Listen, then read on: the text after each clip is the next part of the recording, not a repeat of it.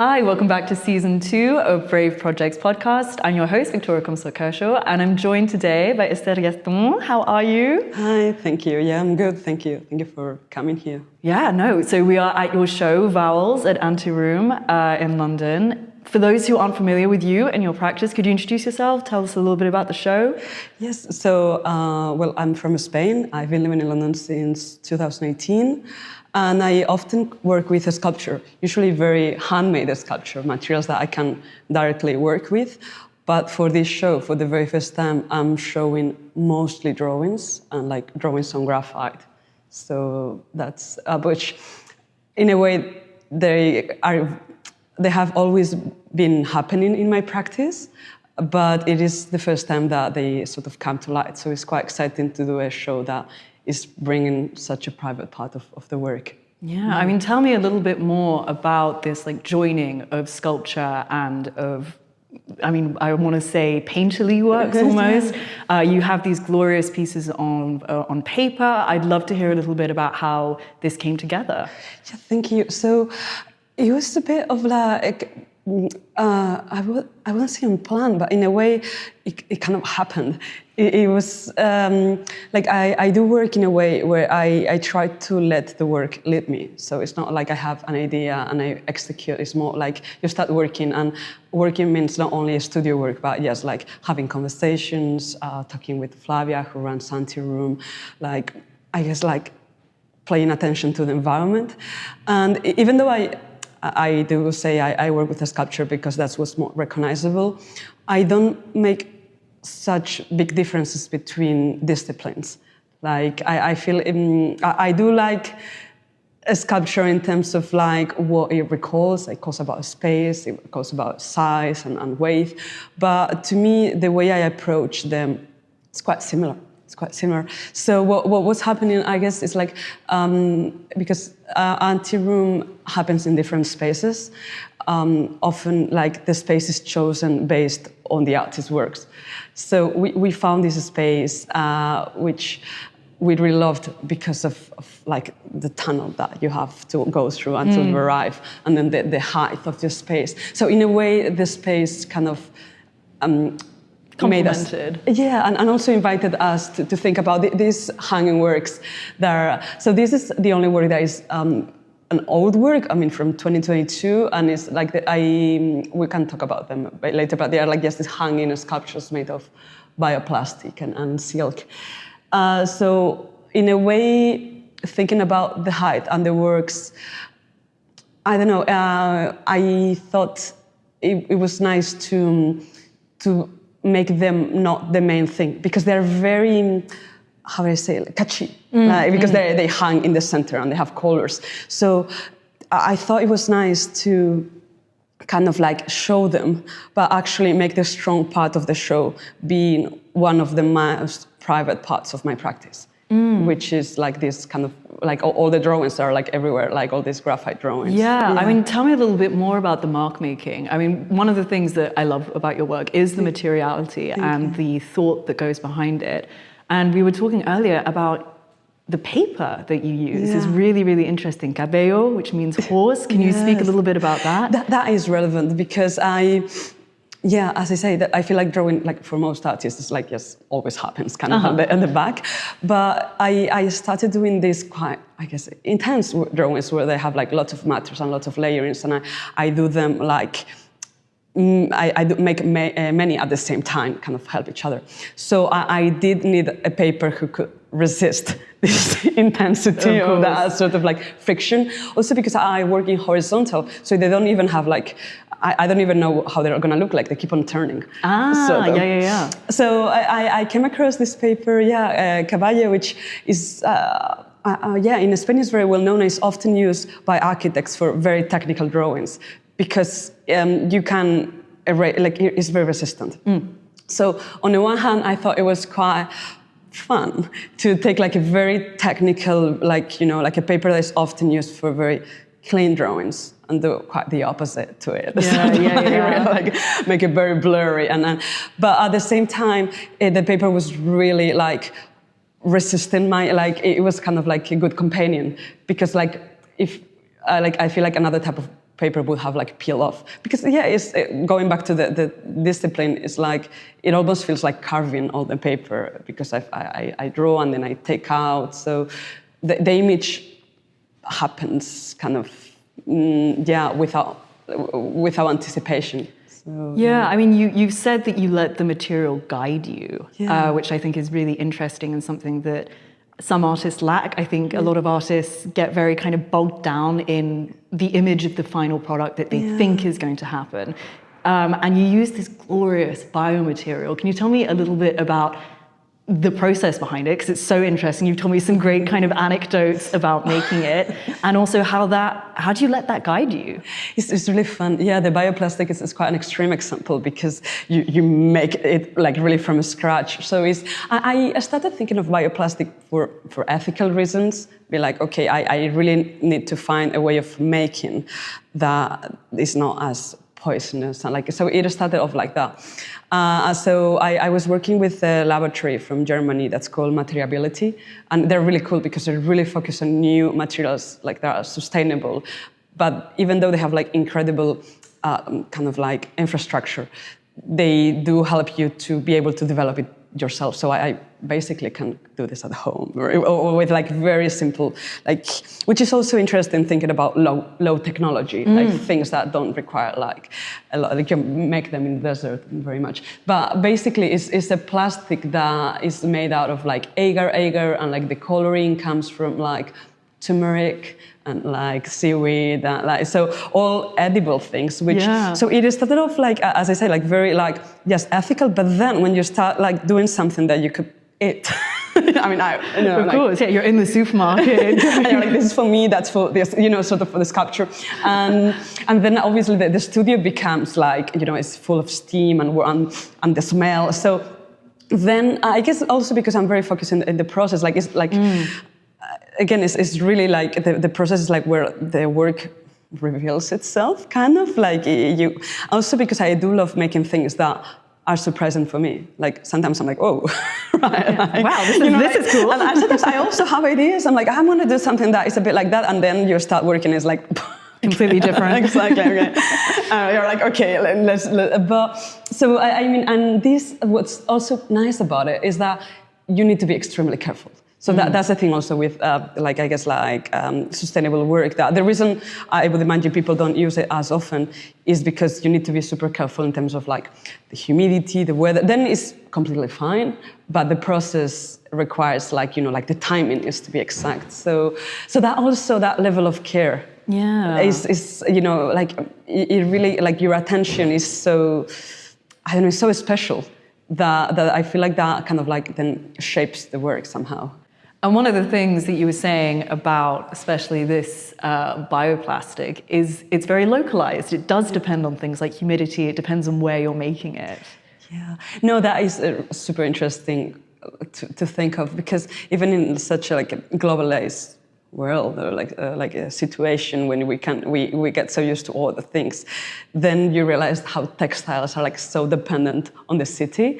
And so I've started making them in London, but then I have also worked with them in Brussels and in Madrid. And you realize, for instance, in Madrid, the textile market changes a lot depending on the season. So you can only get silk in spring and summer, and then obviously England is fantastic for textiles, so you got such a big array, and so it's really fun because it's I mean, we all change depending, I feel, in the territory we work in, but it's nice where you are also and dependent on what's available, and I feel that also is a big part of my work. That is I do like to kind of be open and adapt and be well, I obviously have impulses and things that attract me, but it's really nice to arrive to a place and be what can I do here? And also I've had so many different studios and working situations. So I'm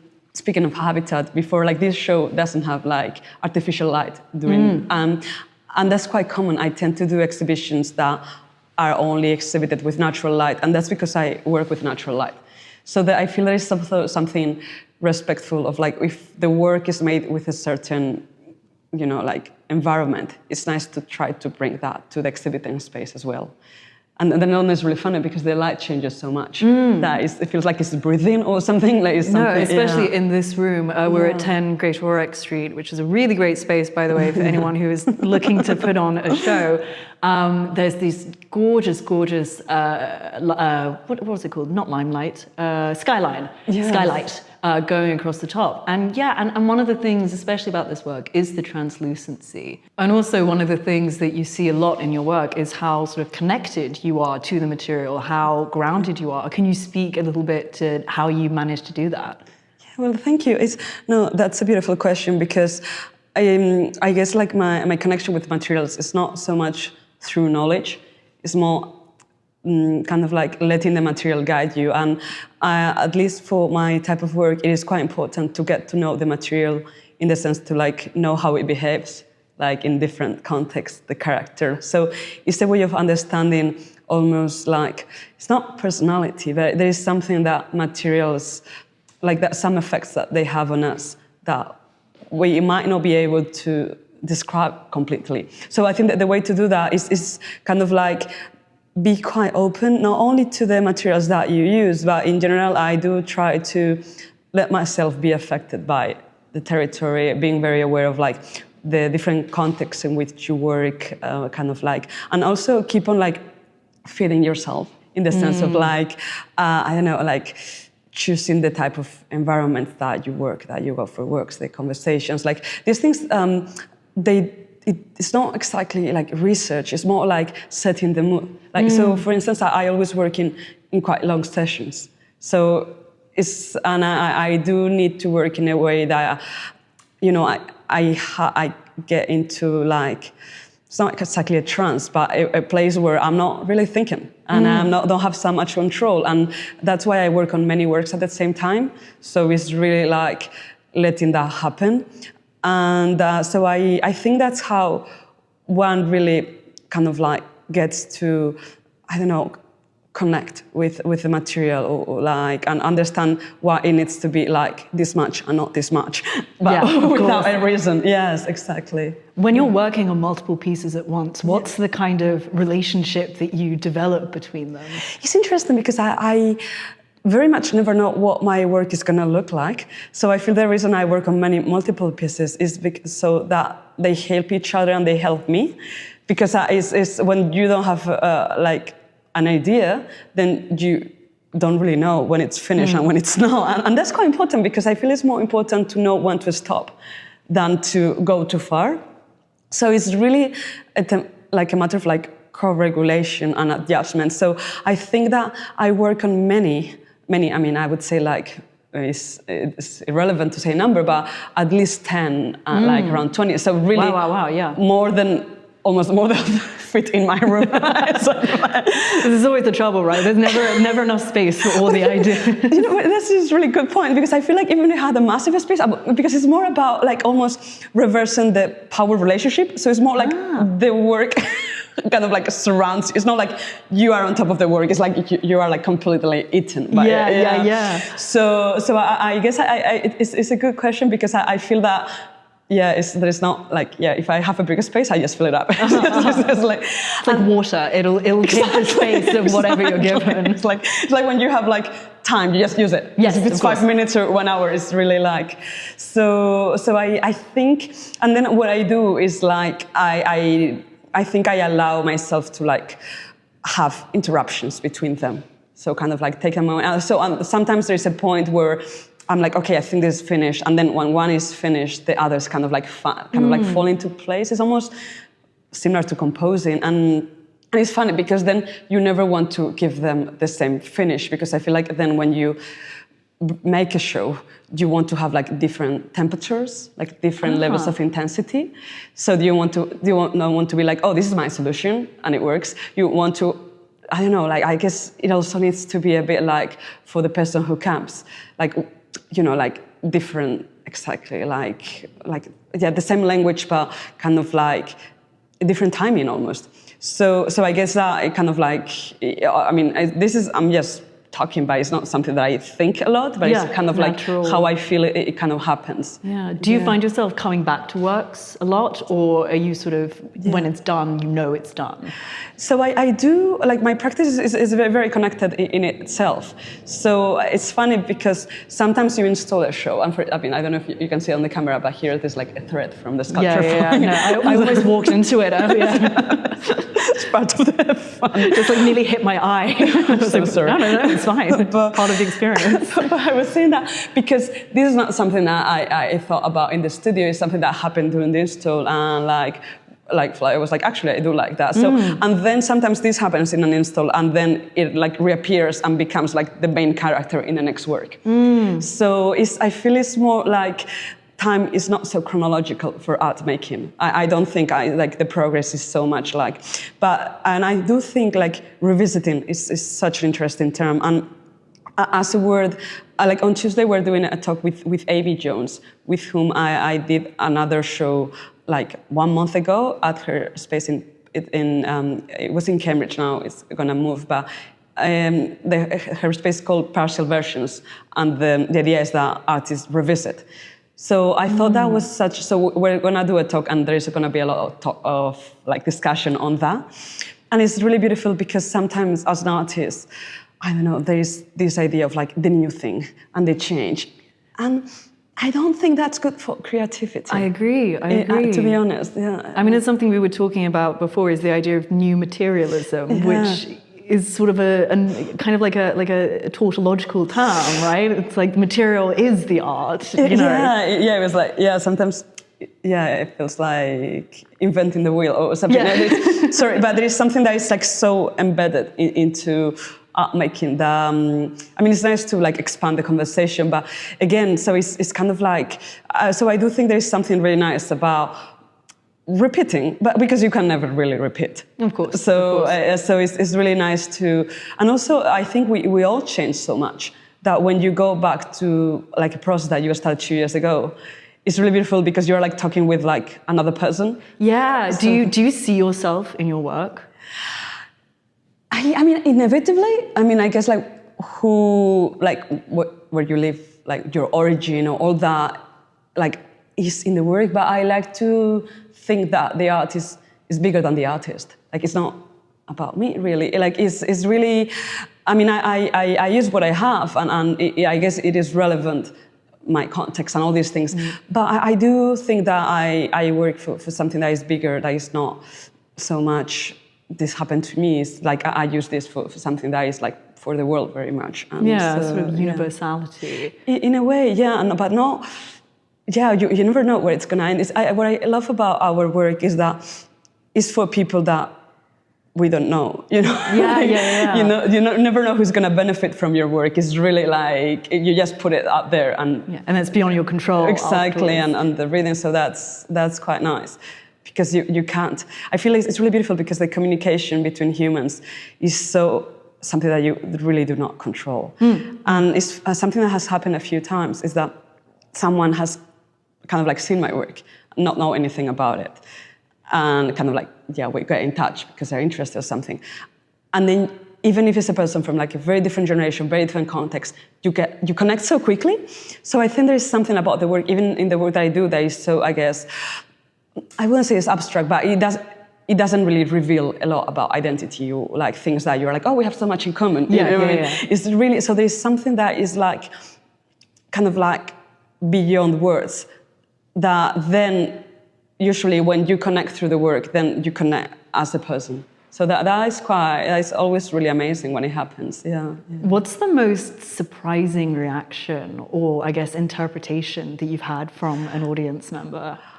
Wow. I guess that's an amazing question that has never been asked. That's what I'm here for. Yeah, exactly. It's funny because I do get really amazed when people, I don't know, when they talk about the future with my work, which is really beautiful. Because it is true that many people, which is beautiful, try to see things, which I think is such an human thing to try to recognize. And it's like, it's hard to tolerate something that is not really saying anything clear. So there's a thing of trying to, which is nice because the work is kind of like playing with that tension. But yeah, sometimes people talk about things coming like from a different time ahead, and that's really interesting. Yeah, that is really, I don't know how to rephrase. Does that make sense? Yeah, sort of no. Yeah, It's like the application of like something that's yet to come exactly. onto your work that is very reliant on like, I mean, one of the things that I really like about your work is there's this kind of, you can see where it's grown and how it's kind of developed. I mean, this might be TMI, but as the days get colder now, I'm very like aware of my skin, and I'm aware of like how heat and cold, vacillates, and like how my veins change and stuff like this. And when you look at, especially the sculpture above us, the material, it almost looks like you have these patterns that remind me in a way of stretch marks or bubbles, like these expanses where you can tell things have grown. And so there is this kind of mark making of the past in them, which I think is really, really interesting. And you were speaking a little bit about the past as well. I was wondering if you could talk about that.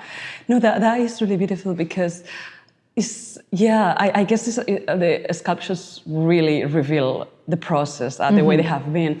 And I'm very much taking advantage of fluid mechanics because I pour, like I cook this material so it's liquid and then you pour it, but then like liquids don't pour randomly. There are all these like formulas. Of course, yeah. And then the like all the shape is done with fire. So it's really beautiful how when you do that and you let go and then it obviously like organizes itself. But yeah, I guess like we inevitably like see our skin and all the traces it has and how it, like as you say, it changes with weather and like with emotion and like it's so like speaks so like loudly sometimes. Absolutely.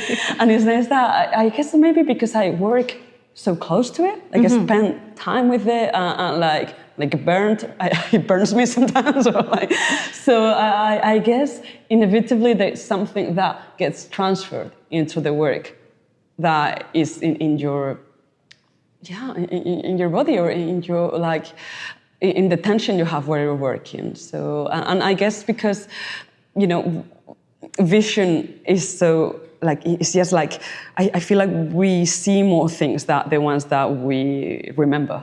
So then there are things that you put back that you have been looking at that like so it's like if you're working in winter, you probably have been seeing like your skin kind of like getting like red, exactly, and like having like all these like little goosebumps and things. So textures, exactly, and patterns. So then that has inevitably influenced in the same way that the artwork. It's really interesting how like there's not such a hierarchy because when I'm like, yeah, of course I do look at art that I love and innovate like that kind of impacts.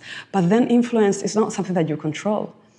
So in the end, sometimes maybe you looking at your hands has like a bigger impact than 100%. So yes. And we were talking also about Richard Serra and the idea of moving around sculptures. I was wondering if you could speak to a little bit, how. I mean, I don't know, do you have an expectation of how people are going to walk around or move around or experience your work? Well, I try to not have expectations. No, but it is a good. I do think, and this has been something that has stayed in my work for a while. I like to think of the sculpture not as like the thing that you make, but the thing that what it makes, like what the thing makes people do around it. So it's like the shape is not only the shape of the sculpture, but how. So the way it's installed, and I also think I do like to kind of make it the machine of vision, kind of Absolutely. like. So yeah, I yesterday it was the opening. It was really cute because there were always like some people hanging out under there, like looking for shelter. Like an umbrella. That was really cute. Funny enough, I did write a text exactly on this topic. That's called Forms, Uses, and Commensality. How things make things do things. So it's a bit complicated, but it can. And it is published online at Anteroom magazine. So it was very much thinking about exactly how an object makes things. And I use the word commensality because it's this verb that is talking about like people coming around. And I think it's a Latin word because mesa means table in Spanish. Ah. So I think so it's beautiful because gathering. Exactly, Yeah. and I love that the word includes the object. Yes, Kind of. So it's like you kind of need the table to kind of like practice commensality. And there is this author that I really like who's called Ángel González, who is like a Spanish journalist, art critic, and he did write that art's function was commensality. It's like that's what art does, like bring people together, yes. which I really loved. Yeah.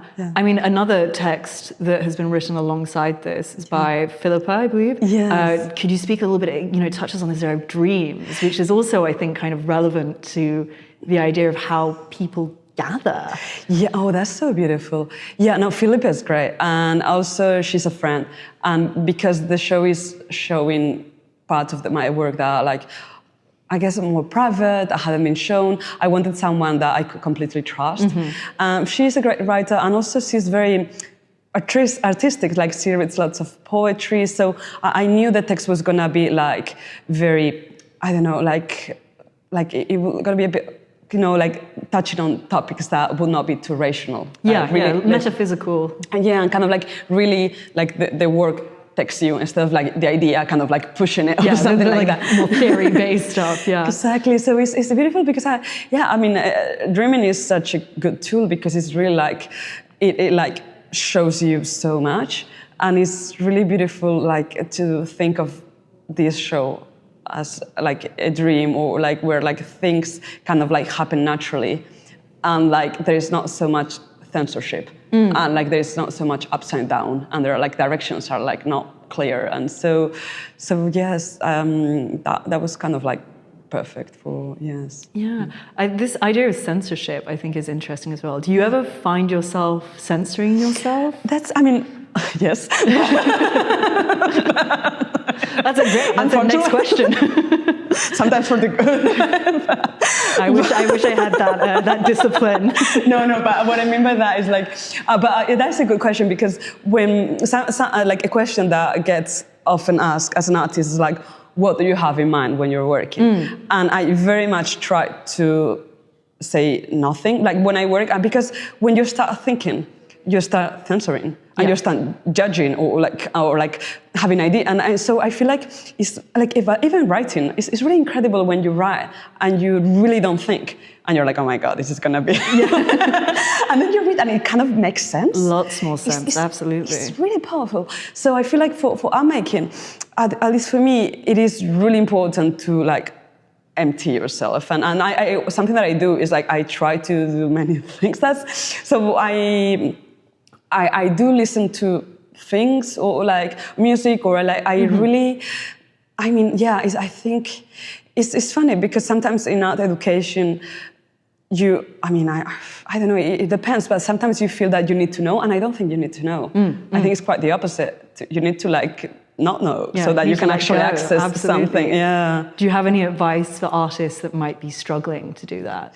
Yes, I think it's gonna sound. It's good to not listen to many people. It sounds a bit like, because I feel sometimes. It's inevitable because we all need help and advice and references, but sometimes it's good to it's good to make your own mistakes. Or even mistakes are never mistakes, it's just like guidance. So I think it's a bit contradictory because I'm like, not listen to people, but listen to listen to me. No, I'm exactly the same. Exactly, but not to the others. Like, I'm right. Don't listen to these other bitches. No, but you know what I mean? Because I feel like it's sometimes it's blocking people. Like when you have like too much, like, which is, it's really great to, I guess, like, hang out with friends, like do a studio visit, like chat. But in the end, there's just like follow it without, as if there were like no consequences. The intuition. Exactly, and something that it's almost like more powerful than the intuition, because sometimes when you work, it's almost like the wind is pushing you. Like, you have to push yourself past. Exactly. So you're like, okay, well, it's yellow when it's yellow. You know what I mean? It's just like, so I would say that, because it is a bit of a shame when you see people that are like so talented and so with so many doubts. I'm like, just go for it. So I think that is the best I can tell people, to just go for it. And it's like, and also like I feel it's good to like build your own path. Like, like there are really no rules or anything like that. There's no set blueprint on how to do this. No, and it's really good to like do it your own way, because it's like, I think I'm very suspicious when I hear a specific advice or like do this, do that. I'm like, do it your way. Like it's really, it's because that's also, you also invent a way for other people. You know, you also open up another different way of, because it sounds like a silly example, but for instance, I do love writing. And at the beginning, I got a lot of like, no, but you shouldn't write because creators do that. Oh, interesting. No, that's terrible. Yeah. Exactly. And like, people will not, you know, and that are not going to want to work with you because you're doing like, and I'm a bit like, but I don't know, for me, writing is part of the work. It's not. Absolutely. So it's funny because sometimes people that are trying to help are stopping a part of that is like kind of like really central to your work. So No, and that interdisciplinary act I think is really important. How do you find doing solo shows like this, for example, compares to doing group shows? Because I think those are two different skills, two different sets of like application. Yeah, that is really interesting because it's such a different way of thinking about it. I mean, in my case, because the space is so important, I really like solos because you get to choose the line, so I feel, because I do like to think about like all the moving, but I feel group shows are incredible for, surprises, things like they really open up for a lot because they often bring you with people that you wouldn't have thought, and then it's great. So, I mean, I feel like group is like such a good way of like growing because someone is like, you know, like seeing things in your work that you haven't thought of. And then there's another format that I love that is actually duos. Yeah, absolutely. So, sort of dialogues. Can you speak on that a little bit? I have a friend who's Daria Diamond. She's an amazing artist, also based in London. And we were doing our masters together, and we share a studio. So quite casually, not casually because we're close friends, but we've done 2 shows together. I did the book and Daria wrote for the text. So it's kind of been like a collaboration. And what's fun about us collaborating is like, I don't think many curators would put our work together because her work is like very conceptual, very political, very direct. But then she also has like this intense, very material present.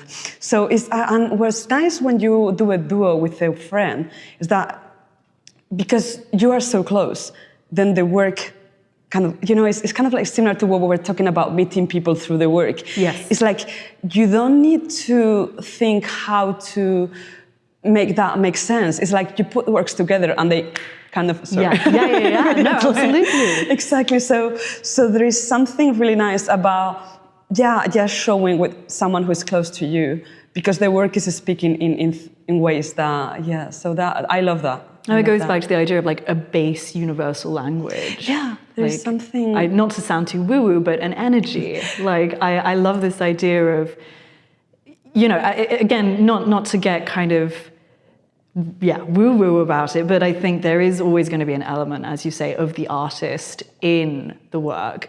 You know, not regarding identity or where they're from or anything, but just a part of the soul, the aura, whatever you want to call it. And so I agree. I really like duo shows, especially with artists that work together, that know each other, that get along outside of the artistic practice. Because you can generally feel, regardless of how similar or dissimilar the work is on like the material plane, whether it's conceptual versus sculpture, there's always going to be a sort of energy that flows there that teases out new dialogues from the work. 100%. Yeah, there's a trust. Yes. No, I love that you just say that because that's, and also, I don't know, it sounds maybe not so relevant, but the last show we did was in Naples, and it was the first time that I was going to Italy. She's from the United States, so it almost felt, it's also amazing to be like, wow, this is my job. Like, going to Naples with my friend, you know? So because then that also creates such a special environment, like it's a little adventure. And then the show, so all the things that you put in the show kind of like gathers that. Kind of like doing a trip to like this very remote, because it was like, not even Naples, it was called Somma Vesuviana, so it's like a little village in the Vesuvio, in the volcano. So it was really cool. But yeah, it was really like us going all the way there. So that is really nice. That then shows kind of like collect all that and it's like spoken without being so spoken. Yeah. And it's interesting you mentioned the idea of job, because I think a lot of people forget that artists, it is a job. Yeah. I was wondering, how do you balance the idea of the artist as a job, as a career, and also as a practice? Because there's obviously the creative side, but there's the administrative side as well. How do you feel these, do you have advice for balancing these two realities? I think it's good. I mean, a good advice would be to like, I've had quite many jobs before, like working as an artist, but I mean, it doesn't need to be a job. I mean, that is also a choice, but I mean, for me, it was really like, yes, I want this to be like my main, because I don't know, I guess I can give everything to it. I think the good thing about having other jobs is then when you realize that you're a worker, then I think that's good for the work, because then you understand that you're there on time, you finish your deadlines, so it gives you discipline. Yes. So because it's not something that, and you use all the love and all of that to push you, but then you have also this kind of like discipline of any job that is like, you need to like do numbers and you need to sort of, so I think it's good, and I think it's also good for working with other people, because then you understand that it's not, you're less emotional about it. Yeah, of course, because I feel like, because yes, you do, yes, you're an artist and everything is like very triggering, and but then you understand that it's like, the most important thing is the show, and I'm here sort of like being part, because it's not only your show, like there's so many people working on it, even if it's a shoulder show with so many people around it, that I think it's really good to think of yourself as like part of a chain. Yeah, to make that happen. Yeah. And speaking of, what's next for you? Do you have any upcoming shows? I'm very, very excited because I'm opening a solo show in a museum in Spain. Congratulations. Yes, it's really exciting. It's in March, and it's called, the museum is called Patio Herreriano. And it is, it's fun because obviously I'm really like on it now. Yeah. And the museum used to be a monastery. Oh, wow. That's going to be interesting for the install. Yeah, exactly. So it's been really great to be able to travel and the space is quite big. So I think I'm going to be able to play around a lot and transform. So yeah, that's like the next big thing. I'm excited. Incredible. Yeah, thank you. Well, thank you so much. I think I can't wait to see it. I will definitely try and make it out. It's going to be on for 6 months or something. Oh, gorgeous. So lots of time. Hopefully, spring. Amazing. Well, thank you so much. This has been so great. Can you tell people where they can find your work, learn more about you? Yes. So, I have a website. It's my name, .net. But I don't know, I'm quite accessible in terms of like, if I said anything that was interesting for anyone and anyone was to email me, please do, because that's always nice. Even if it's like, No, and Esther is very easy to talk to. I highly recommend it. I like talking. No, it's been a real pleasure. Thank you so much. Thanks to you. That was great. Thank you for listening. This has been Brave Podcasts, and I've been your host, Victoria Comstock-Kershaw, talking to Esther Gatón. Thank you so much for listening. Thank you. Take care. Thank you.